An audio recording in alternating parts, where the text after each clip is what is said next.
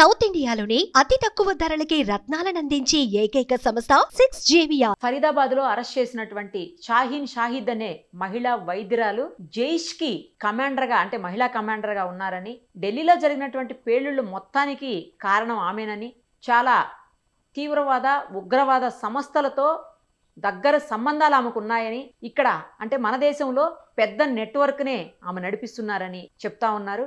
ఒక్కసారి దీనికి సంబంధించి మనతో వివిరావు గారు ఉన్నారు. ఆయన ఇంతకుముందు కల్నల్గా వర్క్ చేసినటువంటి అనుభవం ఉంది. ఒకసారి సార్తో మాట్లాడదాం. నమస్తే సార్.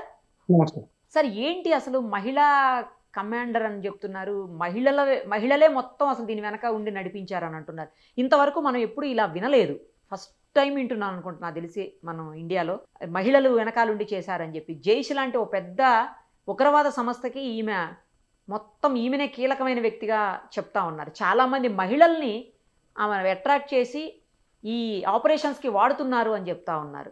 ఏంటి అసలు ఇవన్నీ వింటుంటే, అందులోనూ చాలా హైలీ క్వాలిఫైడ్ ఎడ్యుకేటెడ్ డాక్టర్స్గా ఉన్నటువంటి వ్యక్తులు ఇలా ఏంటి సార్ అసలు ఇది ఏ పరిస్థితులకు దారి తీయబోతోంది రానున్న రోజుల్లో? ఈ లేడీస్ టెర్రరిస్ట్ యాక్టివిటీస్ లో పాల్గొనడం కొత్త ఏమీ కాదండి.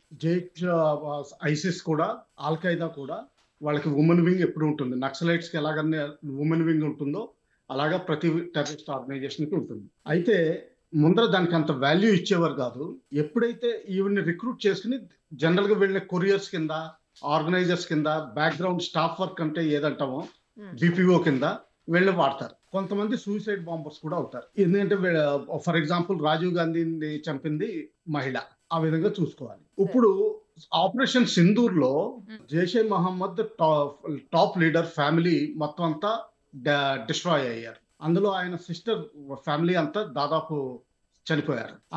ఆయన సిస్టర్ మాత్రం బతికుంది. సో ఆవిడకి ఇంపార్టెన్స్ ఇవ్వడానికి, రేస్ తర్వాత రిటాలియేషన్ అన్న చర్యలు చూపించడానికి ఆవిడని మహిళా వింగ్ కమాండర్ కింద డిక్లేర్ చేసి మేము ఉమెన్స్ రైజ్ చేస్తున్నామని అప్పుడే చెప్పారు, మేలోనే చెప్పారు. అయితే ఈ షాహీన్ ఈవిడ ఇప్పుడు కొత్తగా ఇండాక్ట్రినేట్ అయిన ఆవిడ కాదు. ఎప్పటి నుంచో చదువుకున్న రోజుల్లోంచే ఇండాక్ట్రినేషన్, తర్వాత అన్ని ట్రైనింగ్ అన్ని అయినాయి. ఇంకా కొన్ని రిపోర్ట్స్ వస్తున్నాయి ఆవిడ లవ్ జిహాద్ని కూడా చాలా ఎంకరేజ్ చేయాలని చూసిందని. అంటే తనకున్న కొలీగ్స్, మేల్ కొలీగ్స్ తోటి జనరల్ గా పరిచయం చేసేది ఇప్పుడు హిందూ అమ్మాయిల్ని చేయాలని చూసిందని బేసికలీ. అయితే ఇప్పుడు టెర్రరిస్ట్ యాక్టివిటీస్ గ్రూప్స్ కి ఒక లక్షణం ఉంటుంది, వాళ్ళు పబ్లిక్ రిలేషన్స్ చాలా ఇంపార్టెంట్. ఎందుకంటే పబ్లిక్ ని టెర్రరైజ్ చేసి భయపెట్టి వాళ్ళు ఏం అచీవ్ చేస్తారు, ఎంత భయపెట్టగలిగితే అంత మంచిది. సో దానిలో ఏమవుతుందంటే, ఏదైనా అవకాశం దొరికినప్పుడు వెంటనే దాన్ని ఇమీడియట్ గా హై పబ్లిసిటీ ఇచ్చి దాన్ని ఇంప్రూవ్ చేయాలని చూస్తారు. అసలే డాక్టర్, దాని తర్వాత లేడీ, ఈవిడ కొరియర్ కింద పనిచేస్తున్నట్టు రిపోర్ట్స్ వచ్చినాయి. అందులో డౌట్, ఇప్పుడు వరకు కనిపిస్తున్నాయి ఆధారాలు. కానీ ఆవిడ్ని సడన్ గా ఇండియాలో JEM ఉమెన్స్ వింగ్ ఇన్ఛార్జ్, దానికి కమాండర్ అన్నట్టుగా చెప్పడం, ఇదంతా ఏంటంటే పెద్ద పబ్లిసిటీ ఇవ్వడం. దీనివల్ల ఏంటంటే ఫ్యూచర్ లో కూడా మోటివేట్ అవుతారు. తర్వాత ఎక్స్ట్రా క్యాడర్స్ కూడా వస్తారు. ఎందుకంటే జనరల్ గా టెర్రరిస్ట్ ఆర్గనైజేషన్స్ లో ఉమెన్ తక్కువ ఉంటారు కాబట్టి మేల్ ప్రిఫరెన్స్ తక్కువ అవుతుంది. ఉమెన్ ఎప్పుడైతే ఉంటారో కొంత వాళ్ళు కూడా ఎక్కువ ఎన్రోల్ అవడానికి చూస్తారు, రిక్రూట్మెంట్ అవుతుంది. ఈ విధంగా కూడా చూడొచ్చు మనం. ఎస్, ఆవిడ పాత్ర ఎంత ఉంది ఇండియాలో, ఆవిడ నెట్వర్క్ ఎంత ఉంది, ఎంతవరకు పనిచేసింది అన్నది ఇంకా ఇన్వెస్టిగేషన్ ఫుల్ అయితేనే గానీ బయటికి రావాలి. ఈ ఫరీదాబాద్ లో ఉగ్ర కుట్రకు ప్రయత్నం చేశారు, అది సక్సెస్ కాలేదు. ఫెయిల్ అవటంతో వేరే ప్లేస్ లో ఎక్కువ మంది చనిపోయేలా ప్లాన్ చేసి అక్కడికి వెళుతూ ఉండగా సడన్ గా ఇది జరిగిందా అనే కోణంలో కూడా కొన్ని డౌట్స్ పోలీసులు ఎక్స్ప్రెస్ చేస్తున్నటువంటి పరిస్థితి ఉంది సార్. ఎగ్జాక్ట్లీ, యాక్చువల్గా ఇది పానిక్ లో జరిగింది. అది మాత్రం చాలా క్లారిటీ వస్తుంది. ఎందుకంటే జనరల్ గా ట్రావెల్ చేస్తుండగా స్లో స్పీడ్ అయినా హై స్పీడ్ అయినా సరే ఎక్స్ప్లోజన్ చేయరు. జనరల్ గా ఇప్పుడు వరకు వినలేదు. అది క్యాజువాలిటీస్ తక్కువైంది దీనివల్ల. ఒకవేళ ఎక్కడైనా పార్క్ చేసి లేకపోతే పాపులేషన్ అంటే బస్ స్టాండ్ల దగ్గర, ఎస్పెషల్లీ ఈవినింగ్స్ ఆ టైంలో బస్సులు ఎక్కడానికి చాలా మంది, లాల్ కిలా దగ్గర అయితే 100 మంది నుంచి ఉంటారు. అప్పుడెప్పుడు ఒకసారి ఫేమస్ రేప్ కేసు అయింది కూడా ఆవిడ మామూలుగా అటువంటి బస్ స్టాండ్ లో ఎక్కడం వల్లనే అయింది.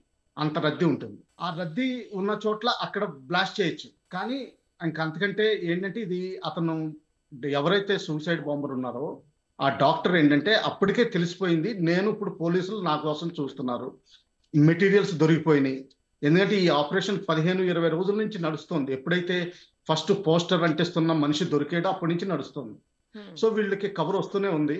ఎప్పుడైతే ఇక్కడ ఫరీదాబాద్ లో అరెస్ట్ అయ్యారో అప్పుడు అతనికి తెలిసిపోయినప్పుడు ఇంకా పానిక్ లో కారు తీసుకుని వెళ్ళిపోయి అందులో ఒక half made or 75% made explosive తీసుకుని ఆ కారు పెట్టుకుని తిరుగుతున్నాడు. అంతకుముందు రెక్కి చేసిన సైట్లు ఏవైతే ఉన్నాయో అవి బహుశా తిరుగుతూ ఉండాలి. 3 hours మసీద్ దగ్గర పార్క్ చేసినట్టు కూడా వీడియో రికార్డింగ్స్ దొరికినాయి ఇప్పుడు వరకు మీడియా ప్రకారం. సో దానివల్ల ఏమైందంటే పానిక్ లో ఇంకేంటంటే ఎక్స్ప్లోడ్ చేసినట్టు మనం అనుకోవాలి. ఆ విధంగా చూస్తే ఇది యాక్సిడెంట్. అంటే ఫుల్లీ ప్రిపేర్డ్ ఐఈడి టార్గెట్ చేర్చి ప్లాన్ చేసిన విధంగా పేల్చలేదు. అందులో గ్యారంటీ ఏమి ఉంది. ఈ డాక్టర్ షాహిద్ షహీన్ అని ఎవరైతే ఉన్నారో ఆమె 2 సంవత్సరాల నుంచి పేలుడు పదార్థాలన్నీ కూడా భద్రపరుస్తూ అంటే ఒక దగ్గర కూరుస్తూ ఎక్కువ మొత్తం అయ్యేలాగా చేశారు అని చెప్తా ఉన్నారు సార్. ఎంత దారుణం అసలు. 2 సంవత్సరాల నుంచి చేస్తుంటే కనీసం పట్టుకునే పరిస్థితులు ఉండవా సార్? ఎందుకని ఏ మాత్రం అసలు అనుమానం రాకుండా అలా ఎలా చేయగలిగారు సార్? ఒకటి ఉంటుందమ్మా, ఏంటంటే ఇంటెలిజెన్స్ అన్నది చాలా సార్లు కనిపిస్తాయి. ఫర్ ఎగ్జాంపుల్ నాకు ఒక లైవ్ ఎగ్జాంపుల్ చెప్తాను. ఇప్పుడు గుజరాత్ దాంట్లో 3 డాక్టర్లు అరెస్ట్ అయ్యారు. అందులో ఒక డాక్టర్ బహుశా నేను లక్నోలో కొన్ని నెలల క్రితం లక్నో నుంచి హైదరాబాద్ వస్తున్నప్పుడు బహుశా చూశాను అతన్ని. అతను ఒక డర్టీ డ్రెస్ లో లాస్ట్ మినిట్ లో చెక్ ఇన్కి వచ్చాడు. చెక్ ఇన్కి వచ్చినప్పుడు ఆ సిఆర్పిఎఫ్ ఎవరో స్టేట్ పోలీస్ అక్కడ ఉన్నారు లక్నో ఎయిర్పోర్ట్ లో. వాళ్ళు చెక్ చేస్తా ఉన్నారు 100%. చెక్ చేస్తా ఉన్నా సరే బ్యాగ్ ఎంత డర్టీగా ఉందంటే మామూలుగా ముట్టుకోవడానికి కూడా పోలీసులు భయపడతా దాన్ని అంత ఓపెన్ చేశారు. 4 ఎలకలు బయటకు వచ్చినాయండి అందులోంచి, చిన్న బ్యాగ్ లోంచి. ల్యాప్టాప్ కంటే చిన్నదైన బ్యాగ్ లోంచి 4 ఎలకలు పైకి వచ్చినాయి.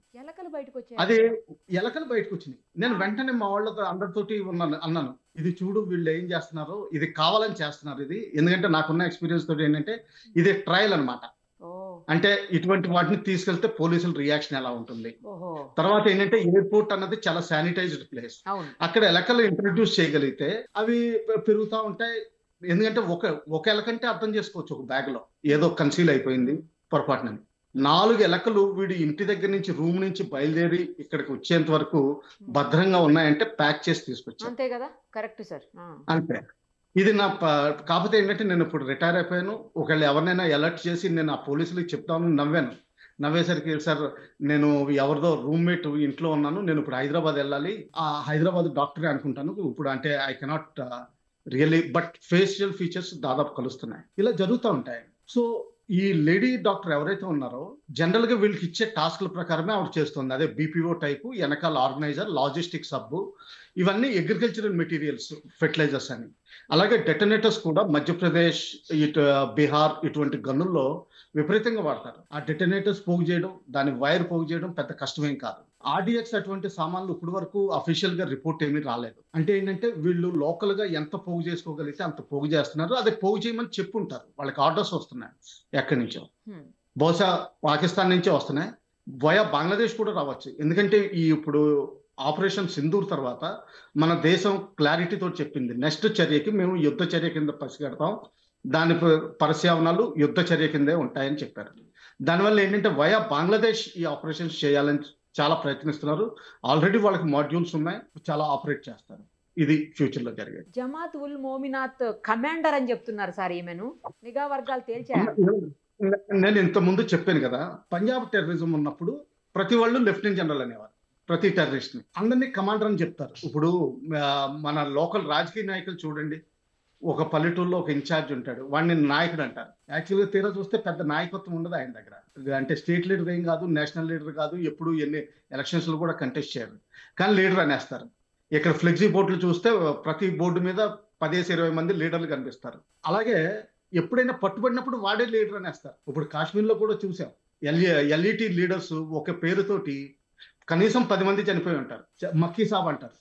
ఆ మక్కీ సాబ్ అన్నవాడు ప్రతి సంవత్సరం బతికొస్తానే ఉన్నాడు చంపిన తర్వాత కూడా.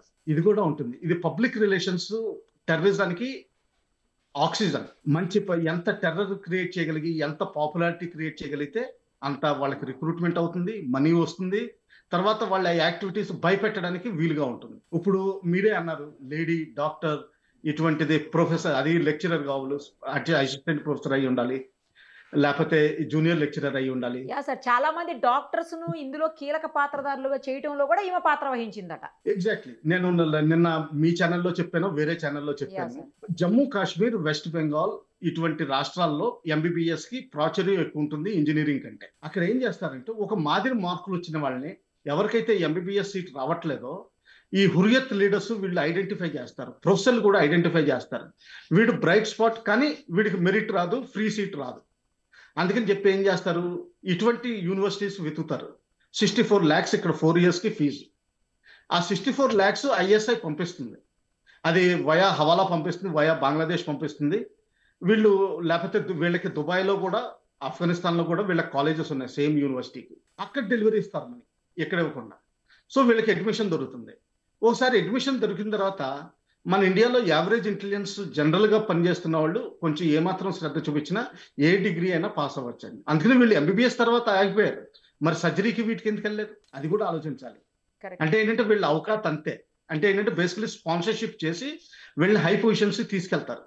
అలాగే టెర్రరిస్ట్ ఆర్గనైజేషన్స్, గవర్నమెంట్ ఆర్గనైజేషన్స్ వీటిని ఇన్ఫిల్ట్రేట్ చేయాలని చూస్తాయి.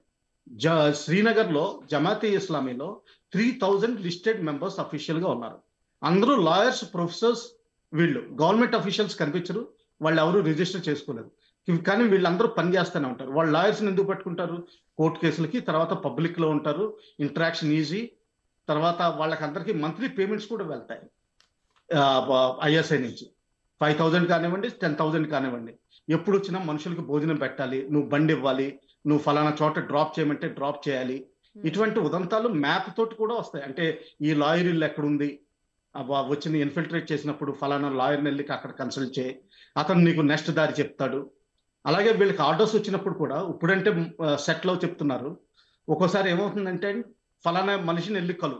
ఇప్పుడు ఇంకోటి చెప్తున్నాను, ఇదే ఏరియాలో ఒక శర్మ గారి పేరు వినేవాళ్ళం, పేరు శర్మ, అది ఎవరో తెలియదు. అతని దగ్గరికి వెళ్తే నువ్వు వెళ్ళంగానే నీకు 10,000 రూపాయలు క్యాష్ ఇస్తారు. అది ఇటువంటివి కూడా ఉంటాయి. సో ఇదంతా ఆర్గనైజ్డ్ నెట్వర్క్. ఈ పిఆర్ లో ఒక్కోసారి ఏమవుతుందంటే ఒకళ్ళ పేరు, చిన్నవాళ్ళ పేరు బాగా పైకి వచ్చేస్తుంది, ఎప్పుడు వినని వాళ్ళ పేరు. అదేంటంటే పబ్లిసిటీ స్టంట్. ఇప్పుడు కొన్ని సినిమాలు రిలీజ్ అయ్యేటప్పుడు కూడా చూస్తాం, ఏదో దానికి క్లారిఫికేషన్, అదే గొడవలైనవి, ఏదో ఇదైంది, లేకపోతే ఎవరో సినీ యాక్టర్స్ చెంపదెబ్బ కొట్టింది, ఇటువంటి న్యూస్ వస్తాయి. అదేంటంటే యాక్చువల్గా orchestrated publicity stunt. Right sir, thank you. సరేనా. మరిన్ని అప్డేట్స్ కోసం నిరుపమ సుమన్ టీవీ ఇన్స్టా పేజ్ని ఫాలో చేయండి. సుమన్ టీవీలో మీ పర్సనల్ అండ్ బిజినెస్ ప్రమోషన్స్ కోసం కింది నెంబర్కి కాంటాక్ట్ చేయండి.